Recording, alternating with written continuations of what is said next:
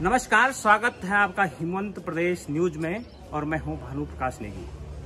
जैसे कि आप सब लोगों को पता है कि मंगलौर और बद्रीनाथ विधानसभा में उपचुनाव होने जा रहे हैं, लेकिन जो बद्रीनाथ विधानसभा का उपचुनाव है वो बहुत ही दिलचस्प मोड़ पे आ गया है और 8 तारीख शाम को 5 बजे चुनाव प्रचार बंद हो जाएगा।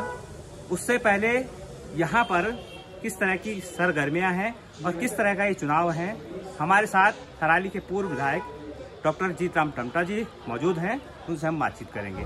सर, पहली बात तो ये है कि इस चुनाव को आप किस तरह से देख रहे हैं, क्योंकि ये बेमौसमी चुनाव पैदा हुआ है। ये जो चुनाव है ये एक तरह से बद्रीनाथ की जनता पे थोपा गया चुनाव है और ये चुनाव का कोई औचित्य नहीं था।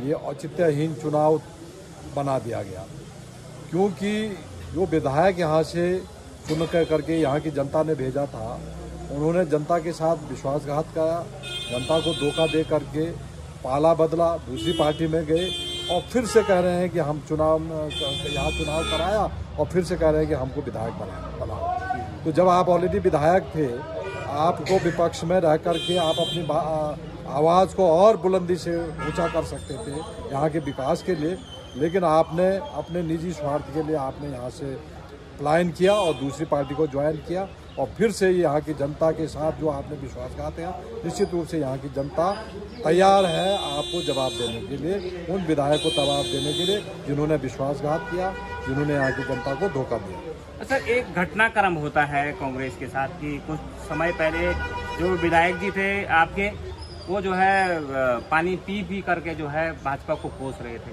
और चंद घंटों में जो है वो उन्होंने पाला बदल दिया।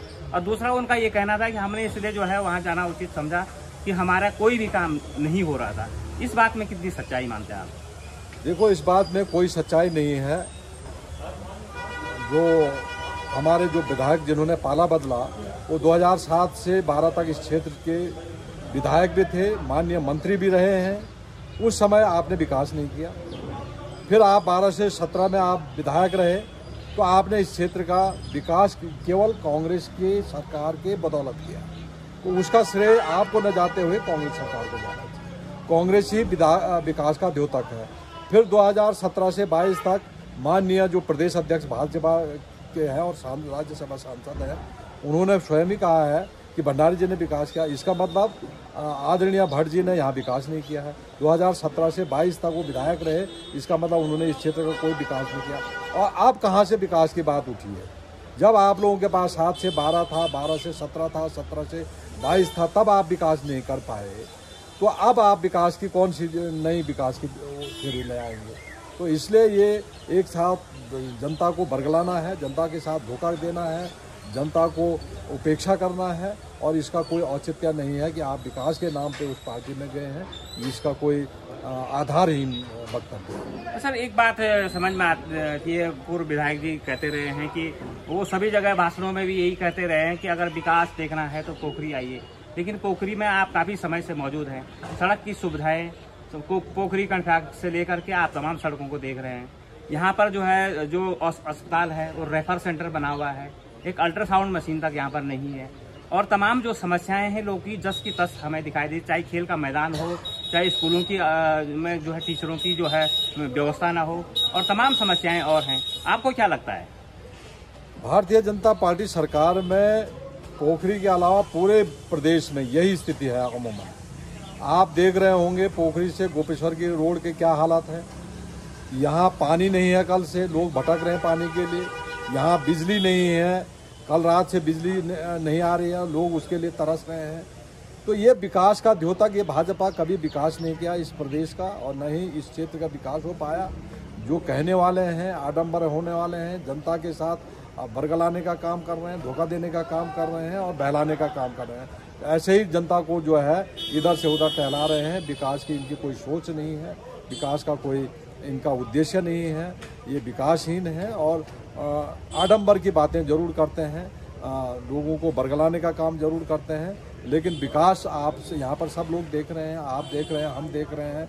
यहाँ की सड़कों की हालत, यहाँ के स्कूलों की हालत, यहाँ के अस्पताल स्वास्थ्य की सेवाओं की हालत, यहाँ बिजली का, पानी का जो मूलभूत सुविधाएं पहाड़ के लिए होते हैं उनकी हालत यथोचित है। जबकि लंबे समय से एक ही व्यक्ति ने यहाँ का प्रतिनिधित्व किया, चाहे वो यहाँ तो 4 इंजन की सरकार थी, केंद्र सरकार, राज्य सरकार, फिर जिला सरकार, फिर आपकी यहाँ की नगर पंचायत सरकार, तमाम सरकारें आपकी यहाँ पर थी, तो कई इंजन लगे थे, उसके बावजूद ये स्थिति है। तो कैसे अपेक्षा करेंगे कि वो लोग आपका यहाँ का विकास करेंगे, यहाँ की जनता के हित में काम करेंगे?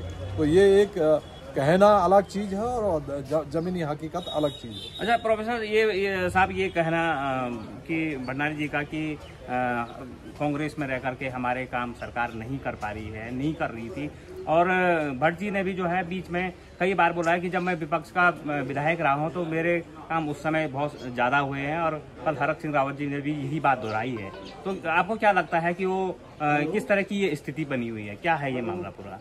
देखिए, विकास आदरणीय भंडारी जी जो देते हैं, कहते वक्तव्य देते कि मैंने विकास किया, और आज फिर कह रहे हैं कि मैं विकास के लिए भाजपा में गया।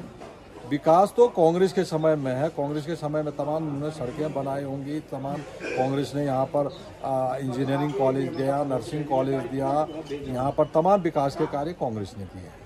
और भट्ट जी ने खुद ही कह दिया है कि भंडारी जी ने विकास किया, तो भंडारी जी ने 7 से 12 तक विकास क्यों नहीं किया? कांग्रेस की सरकार, कांग्रेस ही ऐसी सरकार है, ऐसी पार्टी है जिसकी विकास की सोच है। भट्ट जी 2017 से 22 था, उन्होंने स्वयं ही कह दिया कि विकास भंडारी जी के समय में हुआ। तो विकास भंडारी जी के समय में, विकास कांग्रेस के समय में हुआ, जब कांग्रेस की सरकार थी तब विकास हुआ है। आप विपक्ष में रहे तो आप विपक्ष में भी तो अपनी आवाज़ें बुलंद करते हैं। हमारा 18 विधायक विपक्ष में है, वो भी तो छोड़ के भाजपा में जा सकते हैं विकास के नाम पर। तो विकास तो भाई विधायक है, उसकी पावरें उतनी ही होती हैं जितनी एक सरकार के सत्ताधारी विधायक की होती है। इसलिए विकास अगर आपको करना है तो आप कहीं भी रह करके, अगर आपका ईमानदारी, आपके अंदर ऑनेस्टी, आपके अंदर एक जुनून है, तो आप कहीं भी रह करके विकास कर सकते हैं। ये कहना गलत है कि इसमें जाके विकास होगा, उसमें जाके विकास होगा। आप पाला बदलते रहो और कहते रहो कि विकास कर रहे हैं। अच्छा सर, जैसे कि आप तमाम क्षेत्रों का भ्रमण कर रहे हैं, किस तरह के मुद्दों को लेकर के आप जनता के बीच में जा रहे हैं, क्या मैसेज दे रहे हैं, और किस तरह का रिस्पॉन्स जो है जनता का मिल रहा है?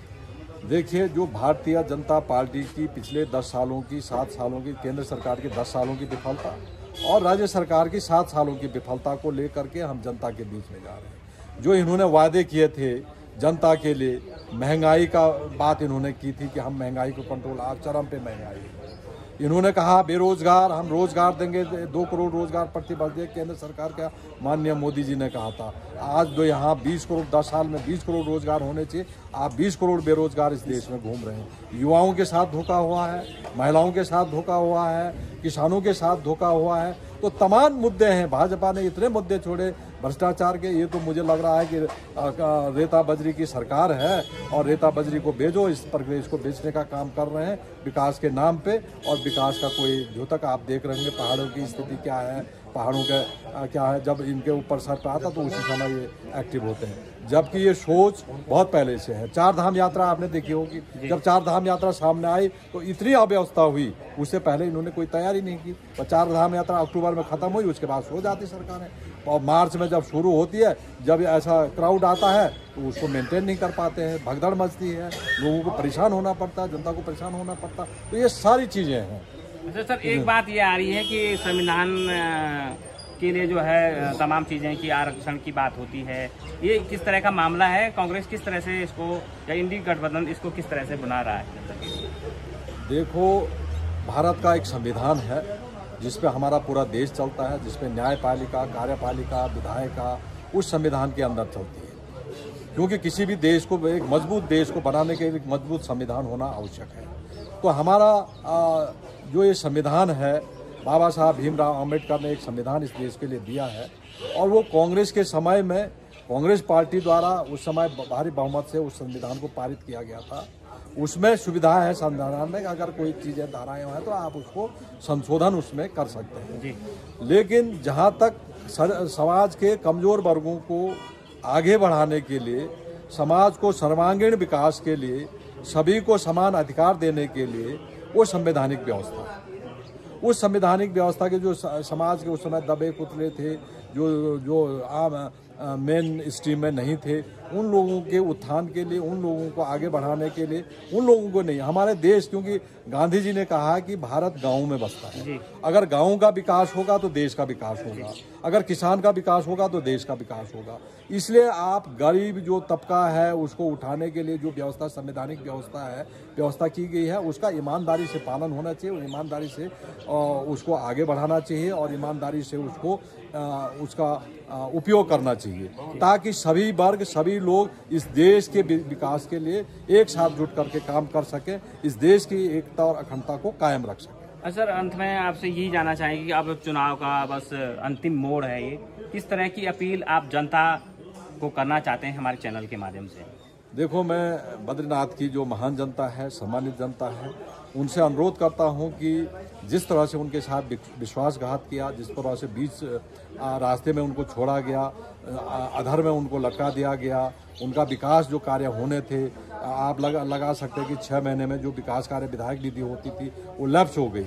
उससे कई रास्ते बनते थे, पेयजल योजनाएं बनती थी, पुल बनते थे, कई चीज़ें, स्कूलों के कमरे बनते थे, बनने चाहिए थे, लेकिन वो सब अवरुद्ध हुआ। तो मेरी बद्रीनाथ की सम्मानित जनता से निवेदन है कि ऐसी लोगों को हमको सबक सिखाने की आवश्यकता है, जो मझधार में जनता को छोड़ते हैं, जो आधे रास्ते में जनता को छोड़ते हैं, जनता के साथ धोखा करते हैं, विश्वासघात करते हैं, तो उनको सबक सिखाने का समय है। और निश्चित रूप से कांग्रेस विकास की द्योतक है, इसलिए हमारा अनुरोध है कि कांग्रेस के पक्ष में मतदान करें। और निश्चित रूप से कांग्रेस के हमारे विधायक जो प्रत्याशी है लखपत पटोला जी, वो इस क्षेत्र के विकास के लिए पूरा अपना, क्योंकि युवा हैं, कर्मठ हैं, जुझारू हैं, तो इस क्षेत्र के विकास के लिए वो यहाँ के लिए एक एसेट होंगे, निश्चित रूप से ये मेरा मानना है। तो ये थे हमारे साथ पूर्व विधायक थराली प्रोफेसर जीतराम टम्टा जी, जिनका साफ तौर पर कहना है कि अगर आप कांग्रेस के जो उम्मीदवार हैं लखपत पटोला जी को अपना मैंडेट देते हैं तो निश्चित तौर पर आपकी उम्मीदों पर वो खरा उतरेंगे। तो मिलेंगे आपको एक नई वीडियो के साथ, तब तक के लिए नमस्कार, धन्यवाद सर।